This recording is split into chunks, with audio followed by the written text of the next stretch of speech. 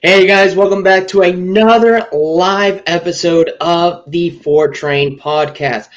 You guys already know my name is Israel, and we are doing this live with Anzo. So without taking further ado and taking away your guys' time, we're going to talk about how confident can we be with the Yankees pitching. Now we have covered here, obviously, the shortstop.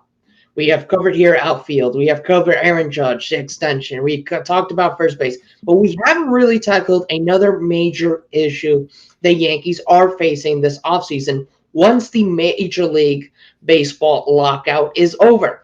And what is that? Well, the problem is, and Anzo and I can completely agree, the issue in our pitching will not be Gerrit Cole.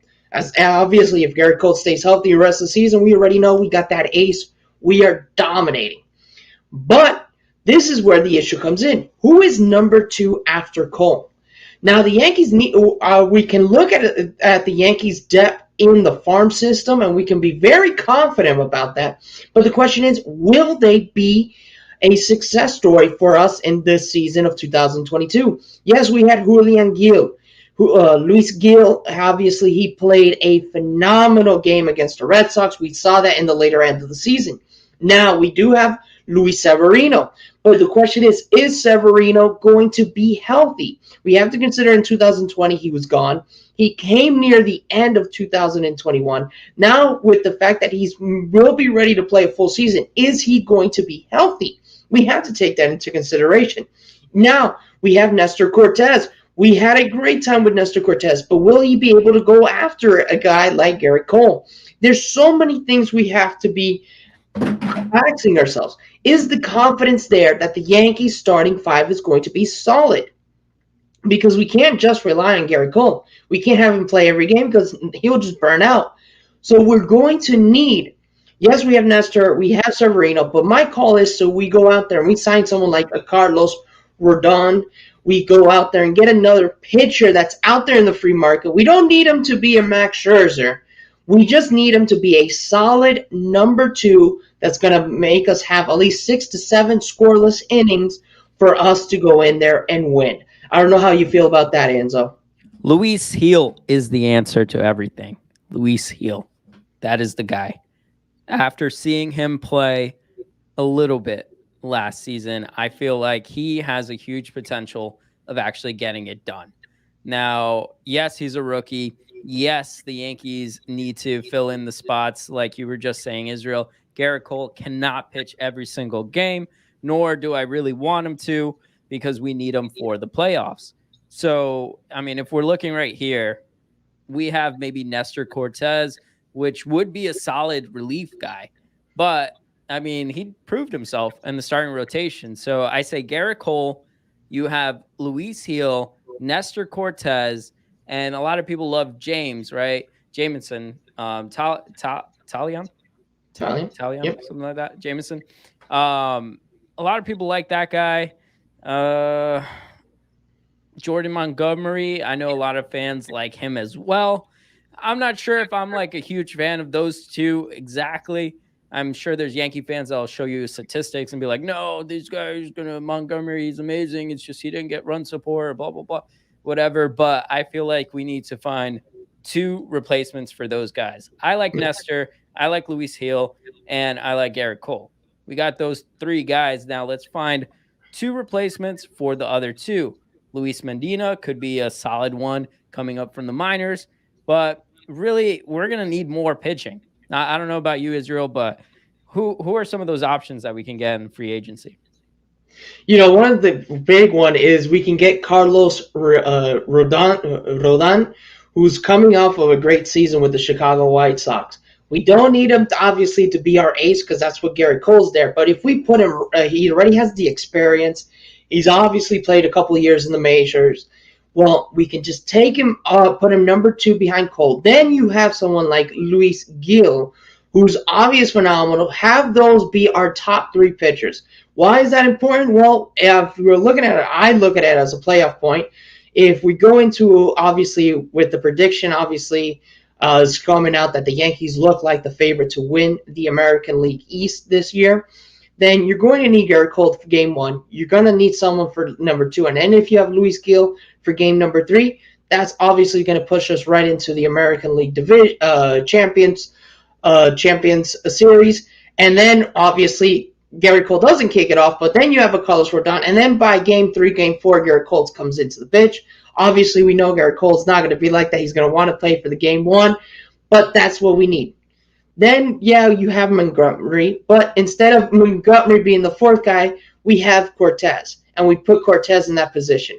Obviously, we're putting Luis Gil on a rookie. We're putting him number 3, so he doesn't take the whole pressure of following up after Gary Cole, but he's solid enough to gain that experience. I look at it as what the Yankees did in 1999 when we got Rogers Clemens, we had David Cone, and we had Andy Pettitte. Those are 3 solid pitchers we had in our bullpen. Obviously, everyone else that came after helped us out enormously. We had a Duque too, and the Duque was not he was sometimes he came before Pettitte, and other times he was after Pettitte. But those were some things we need, and that's what the Yankees need to do. We already have Garrett Cole. Now let's go out there and get someone that should fill that number 2, so that way we can have Luis Gil and then Cortez as number 4, and then in worst case scenario, Montgomery is now sitting in the number 5 position. Interesting points. And yes, I agree with you. Rodon would be an awesome addition to the Yankees, but he will come at a cost. So if you're willing to pay Boris and him, I actually did a video on this. And so if you're willing to pay that guy, then yeah, well, let's do it. But remember, Carlos is also injury pro. Exactly. So that's where Carlos Carrera in the other end, he can ask for money because even though it's not well known that back injuries thing, Carlos Rodon, we already know he had Tommy Johns. Yeah. So why is he going to go out there next? If you look at Kerber came over to us, but he obviously started the season off strong, and then near the end he wasn't healthy. That was his downfall. But we got to respect the guy for his age, playing at the top level. But that's what we need. We need someone that can just fill in that second spot for us. Well, you could do a 1-year deal or a 2-year deal, right? So like kind of how you did with Kluber, you give him a 1-year deal, give him a high AVV, and then you're good to go. But also another name too, Luis Severino, is something I forgot, right? Yeah. But I also mentioned too in a video of mine that we could have him in the bullpen, because the bullpen is also another subject that we need to really talk about as well, because the pitchers can only get you to a certain, place, but the relievers need to finish it off. And so maybe Luis Severino. Well, what do you think about him? Do you think he should be in the bullpen or starting rotation?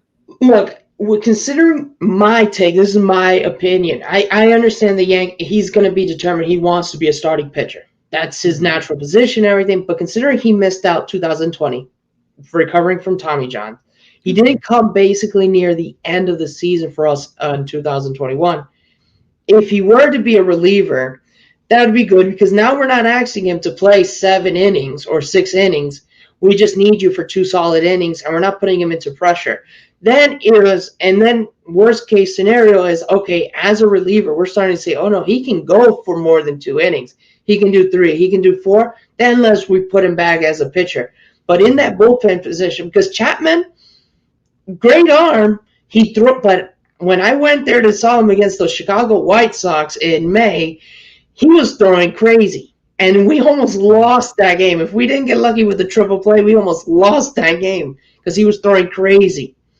So maybe Luis Severino comes in as a reliever and helps us in that area. Those are another good things we have to take into consideration.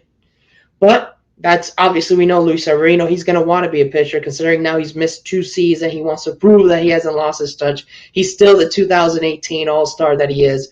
So we're going to have to see it that way.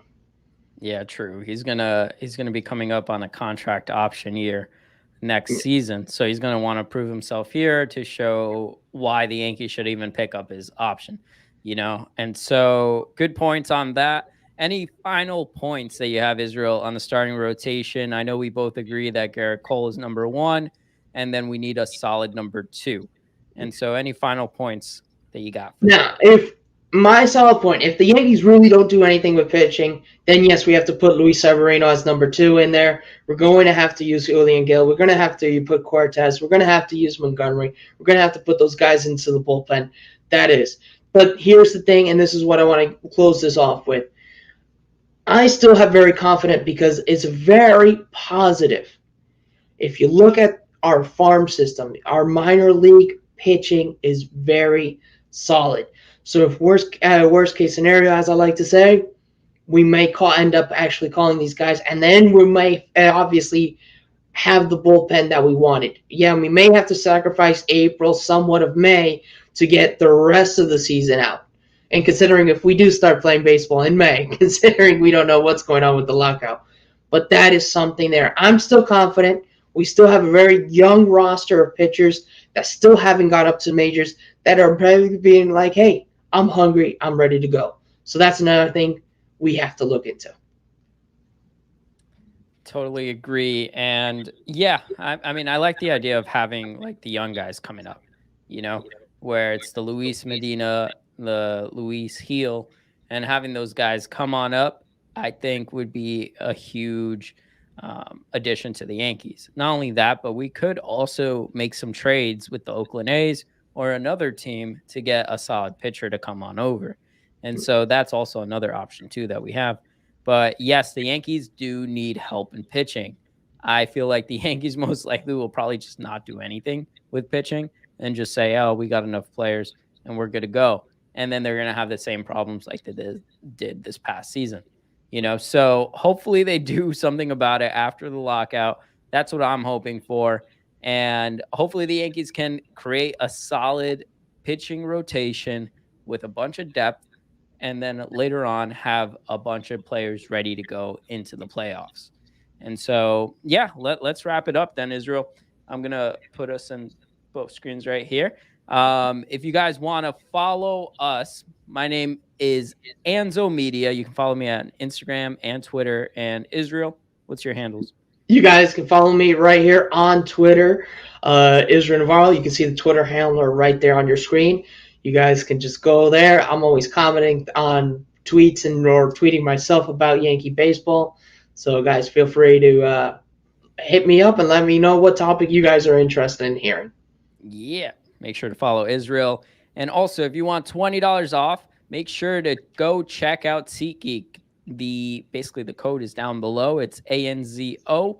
Make sure to use that code so you can get $20 off when the season is ready to go for Yankees baseball. So you can go get yourself some awesome tickets and awesome seats.